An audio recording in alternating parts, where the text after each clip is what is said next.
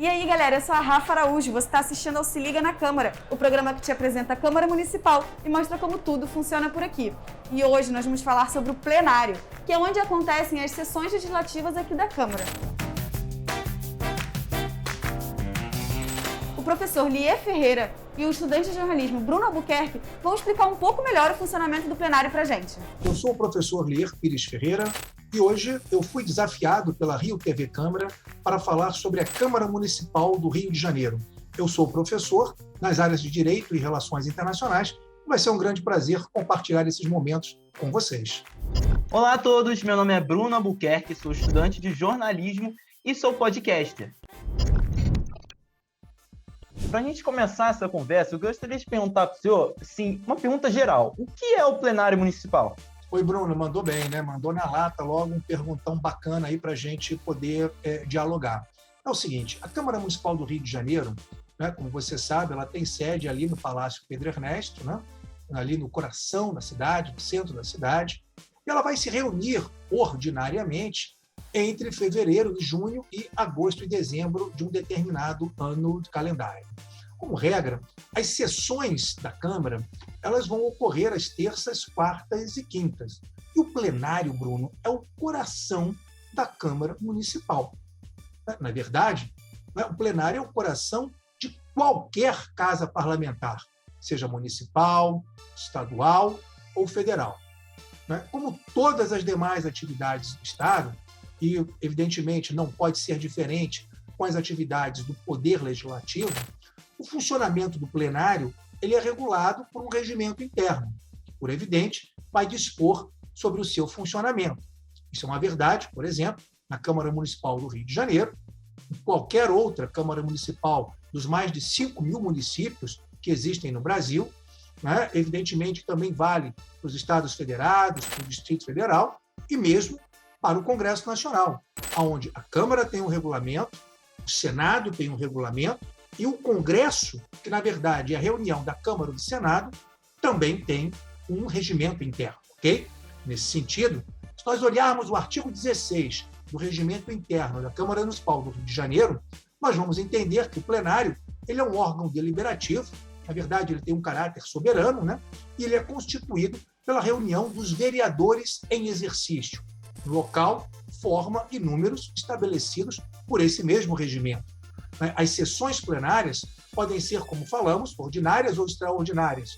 Quando ordinárias, elas se subdividem em grande expediente, prolongamento do expediente, ordem do dia e expediente final. Professor, você já explicou um pouquinho sobre isso, mas eu acho legal a gente pontuar de novo, porque eu acho que é uma das grandes dúvidas que a maioria das pessoas tem. Como é o funcionamento de um plenário? Assim, como é que é durante os dias, semanas? Como é que é? Em geral, do ponto de vista ordinário, as reuniões vão acontecer às terças, quartas e quintas. E depois a gente fala um pouquinho sobre esses horários, que em geral é o horário vespertino, e muitas vezes se prolonga a noite adentro. Mas isso é uma outra discussão que a gente vai abordar já já. Mas se nós olharmos assim, o padrão básico de funcionamento, quando você está ali nas galerias, por exemplo, assistindo a uma sessão, o que vai acontecer é o seguinte: a pessoa que está ocupando a presidência vai fazer uma abertura. Alguns, nesse momento, fazem um pequeníssimo discurso, agradecem a Deus ou a quem quer que seja, pelo bom andamento dos trabalhos. Posteriormente, existe a leitura da ata das sessões anteriores.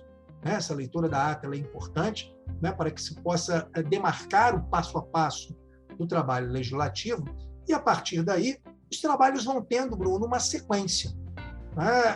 O primeiro item dessa sequência é o grande expediente, e aí essas questões vão se desdobrando. Quando nós olhamos as deliberações do plenário, em geral, a gente tem a característica de que o voto do vereador ele é público. Por que isso deve acontecer? Evidentemente que se o vereador é o representante do munícipe, ou seja, é o representante do cidadão eleitor, que lhe confiou o seu voto para que ele o representasse no parlamento municipal, é muito importante que esse voto seja público. Casos há, no entanto, Bruno, em que existe o voto secreto, né? Ou seja, existem exceções à regra geral do voto público. Né? Elas se dão em algumas situações, né? Como, por exemplo, a perda de mandato de vereador, a eleição ou a destituição da mesa diretora, essa mesma que faz a abertura dos trabalhos legislativos, bem como dos seus membros, também é por votação secreta. Né? Da mesma forma que a escolha de conselheiros do Tribunal de Contas e os titulares de outros cargos que a lei assim determinar são feitas por votação secreta. E também a eleição da comissão representativa da Câmara Municipal. Então, são as situações em que o próprio regimento vai apontar para o fato, não é, de que a regra geral do voto público aberto, portanto, né, aquele que o vereador se manifesta, né, sob os olhares do público em geral, não vai acontecer, ok, Bruno? As deliberações do plenário, elas vão ocorrer, na verdade, de 3 modos distintos, Bruno. Elas podem ocorrer por maioria simples, elas podem ocorrer por maioria absoluta e, genericamente, a gente pode falar que elas podem ocorrer também pelo quórum qualificado, e a depender, evidentemente, da matéria, né, que estiver sendo abordada. Então, é o que se denomina quórum quanto ao assunto. Né? Vamos esmiuçar um pouco essa perspectiva. A maioria simples, ela exige metade mais um dos vereadores. Né? É o voto, na verdade, mínimo de metade mais um do total de vereadores presentes. Então, não estamos falando aqui dos 51 vereadores que constituem, né, a Câmara Municipal do Rio de Janeiro. A gente sabe que, em determinadas votações, por diferentes motivos, nem todos poderão estar presentes para uma determinada votação. Então, a maioria simples é a metade mais um dos votos dos vereadores presentes. Já a chamada maioria absoluta, ela exige o voto mínimo de metade mais um do total de vereadores. Não é? Então, estamos falando, né, dividindo aí 51, etc., metade mais um do total dos vereadores. E existe também o quórum qualificado de 2/3 dos vereadores, ou seja, de 34 parlamentares. Okay? Quando nós olhamos, né, mais especificamente o regimento interno, lá no artigo 18, nós temos que as matérias mais simples são votadas por maioria simples. É a regra, essa é a regra. Como exemplo, né, de uma matéria que é votada por maioria simples, nós temos, por exemplo, a questão sobre o nome de logradouros públicos, como ruas, praças, etc. Né? Evidentemente que não se aplica ao município do Rio, mas recentemente, né, nós tivemos a perda aí de um grande humorista brasileiro, que é o Paulo Gustavo. Né? Morreu de Covid, nesse contexto terrível que todos nós estamos atravessando. Ele era de Niterói, né? Mais particularmente de Icaraí, um bairro bacana lá em Niterói, e na rua em que ele morou durante muitos anos, que é a Rua Moreira César, que é uma das ruas principais do bairro, né, a sociedade fez uma pressão, né, para que a rua tivesse o nome alterado de Moreira César para Paulo Gustavo. Então, esse tipo de votação se dá por maioria simples. A maioria absoluta, ela diz respeito, digamos assim, a matérias mais graduadas, né, a matérias mais relevantes, como a questão, por exemplo, do Código Tributário do município e a criação de novos cargos na Câmara. Por que essas matérias são mais graduadas? O Código Tributário do município vai dizer respeito sobre taxas, impostos e tributos, né, que vão ser determinados pelo município, mas quem paga somos nós. Então, é importante, Bruno, né, que essas matérias, né, tenham também uma participação de um número maior de vereadores. Da mesma forma, quando você está criando cargos novos, né, nós estamos dizendo o seguinte, olha, que a despesa geral está aumentando. Né? Se eu tenho mais pessoas trabalhando que vão ocupar esses novos cargos, a demanda, né, da Câmara por recursos públicos vai aumentar. E como esses recursos públicos, na verdade, são os nossos recursos, Bruno, porque não existe recurso público, cara. Os recursos são nossos. Né? O Estado não produz riqueza. Né? O Estado extrai uma parcela através de taxas, impostos e tributos da riqueza que nós geramos cotidianamente com o nosso trabalho. Então, essas matérias são matérias de hierarquia mais elevada e exigem, portanto, a maioria absoluta. E para finalizar essa fala sobre o quórum qualificado, ele é utilizado nas matérias de maior complexidade, né, e alto impacto político. Né? Por exemplo, a concessão de bens imóveis do município para um particular. Já pensou? Se isso fosse votado por maioria simples, boa parte do patrimônio municipal, eventualmente, já poderia estar alienado, né, em interesse não do público em geral da cidade, mas no interesse de particulares. Eu gostaria que o senhor repetisse, mais ou menos, que eu acho que o senhor já pontuou, sobre o que é a ordem do dia e o que significa esse expediente da sessão plenária. Você pode contar um pouquinho para a gente? Bem, Bruno, a ordem do dia é a fase da sessão plenária ou da reunião de comissão destinada à discussão, à votação das proposições que estão presentes na pauta. De alguma forma, né, ela vai corresponder, né, ao rol, né, à relação dos assuntos que vão sendo tratados, abordados, enfim, né, pelos nossos representantes, pelos vereadores, numa dada sessão legislativa. Essa ordem do dia, ela tem início logo após o prolongamento do expediente e ela ocorre sempre às sextas-feiras, né, para vigorar na semana seguinte, ou seja, ela é determinada, ela é fechada, ela é encerrada, né, nas sextas-feiras para vigorar na semana seguinte. A sua divulgação vai se dar na segunda-feira subsequente, sendo publicada no Diário da Câmara Municipal. Para quê? Para que logo no início da semana, não apenas os vereadores, mas o conjunto mais amplo da sociedade, né, possa ter acesso, né, a essa ordem do dia em cada um dos dias, né, em que essa votação vai acontecer.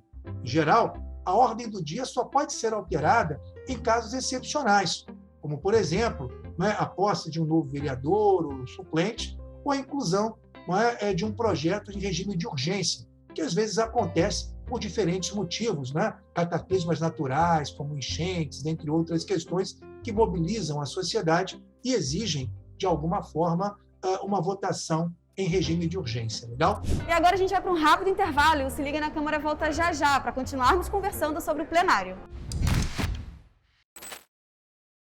E o Se Liga na Câmara agora está de volta e eu quero te fazer um convite.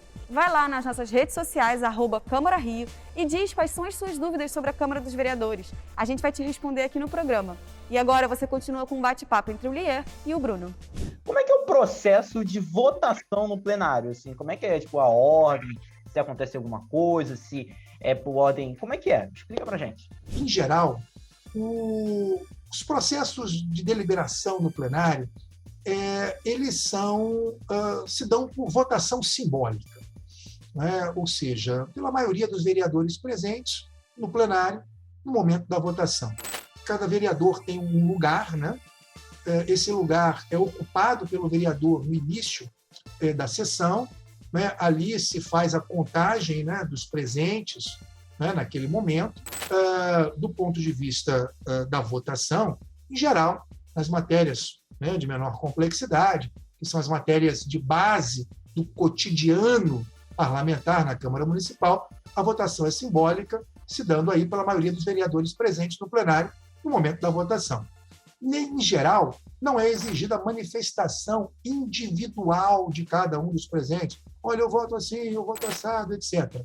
O presidente, né, aquele que está presidindo a sessão, em geral, ele solicita, né, que os vereadores ocupem os seus respectivos lugares e convida para se manifestar apenas aqueles que forem contrários à proposição em análise. Isso se dá, na verdade, como um mecanismo de agilizar, não é, a votação. E os demais, né, devem permanecer sentados para a verificação do contraste visual entre aqueles que são favoráveis e aqueles que são contrários a uma determinada matéria. Se for necessário, ou se for solicitado por algum parlamentar, né, em função, por exemplo, desse contraste visual não ter sido suficientemente claro, não ter sido suficientemente nítido, deixando, portanto, algum tipo de dúvida, Bruno, sobre, né, aquilo que de fato está sendo votado, algum parlamentar ele pode pedir a contagem dos votos. Uma outra forma é o processo de votação nominal. né, que ocorre mediante a deliberação do plenário ou nos casos em que se exige um quórum qualificado. Na Câmara do Rio de Janeiro, o processo nominal de votação consiste na contagem dos votos favoráveis e, evidentemente, né, dos votos contrários, com a consignação, ou seja, com o registro expresso do nome e do voto de cada vereador. Mais uma vez, isso vai ocorrer para que não haja dúvida sobre, né, a posição dos vereadores sobre uma determinada matéria. Sim, dentre as matérias que exigem a votação nominal, nós podemos citar aqui, em geral, a alienação de bens imóveis, né, que eu já comentei com você no tópico anterior. Ela é importante, porque senão correríamos o risco, né, de uma dilapidação do patrimônio público em favorecimento de atores privados, e também a concessão de serviços públicos, né, que é um elemento gravoso que pode impactar, né, o cotidiano da população, de cada um de nós que reside num dado município. Então, assim, em linhas gerais, né, esse é o mecanismo de base, né, a partir do qual ocorre o processo de votação no plenário. E agora eu quero mostrar para vocês a divisão de saúde aqui do Palácio Pedro Ernesto. Desde o começo do ano, que ela tem o nome de Fernando William, em homenagem ao ex-vereador que morreu vítima de Covid. Bora lá?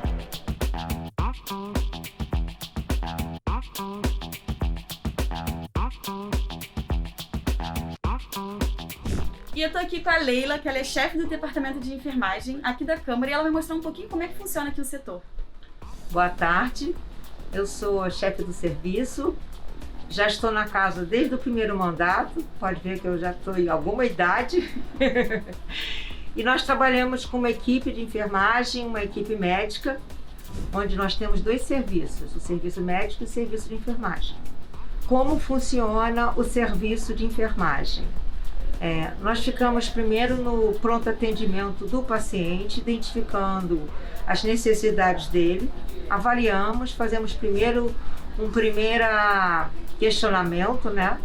Um planejamento, e encaminhamos ele para o médico quando nós identificamos alguma necessidade. Quando ele chega aqui, nós temos um serviço de pronto atendimento de emergência, onde nós sempre fazemos os primeiros cuidados, avaliado sempre pelo médico de plantão. Nós temos sempre um médico de plantão junto com a gente. E esse paciente, se for um caso avaliado pelo médico de necessidade de transferência para outro setor, nós acionamos a ambulância do SAMU, que nós temos uma parceria com a SAMU, para onde ele é removido para o hospital mais próximo.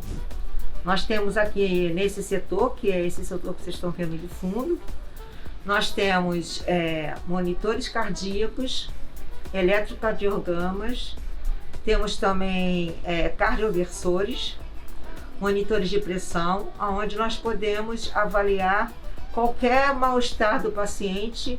Muitas das vezes nós também fazemos a nossa parte de assistência. Às vezes o paciente chega aqui com uma queixa, que não é nem uma queixa clínica, mas sim uma queixa emocional, uma angústia.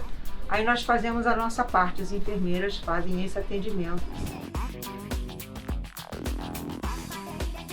Nesta pandemia, o trabalho da divisão de saúde tem sido bastante demandado, assim, nos profissionais, a nossa equipe tem sido bastante solicitada para o esclarecimento dos funcionários. Então, a nossa função aqui, enquanto médicos e enfermeiros da divisão, é orientar no sentido de mitigar o máximo possível, diminuir o máximo possível a chance de propagação do vírus na casa. Então, nós orientamos que a pessoa que tenha se infectado, né, o funcionário que tenha se infectado, que o período de afastamento seja de 2 semanas, ou seja, de 14 dias, né, a contar dos primeiros sintomas. Todas as dúvidas que o funcionário possa ter em relação à conduta frente à pandemia, a gente aqui da divisão de saúde fornece, né, seguindo critérios de autoridades sanitárias.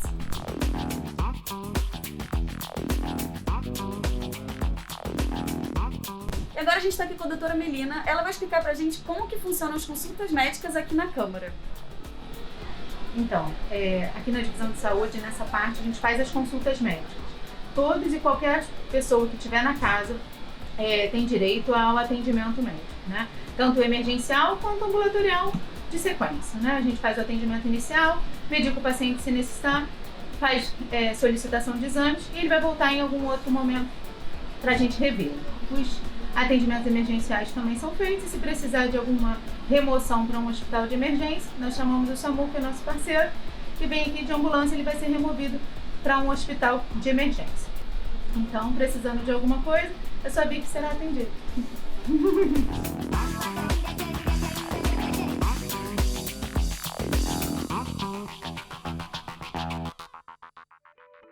E agora vamos assistir um pouco mais do bate-papo dos dois. Professor, qual é a diferença entre quórum para a deliberação e quórum para o assunto?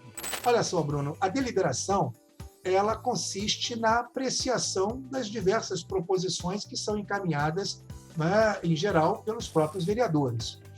Deliberar ele é um termo, digamos que genérico, que serve tanto para se referir, né, tanto para designar a discussão, né, as discussões que vão sendo travadas no contexto da Câmara pelos diferentes parlamentares, quanto, evidentemente, o processo de votação.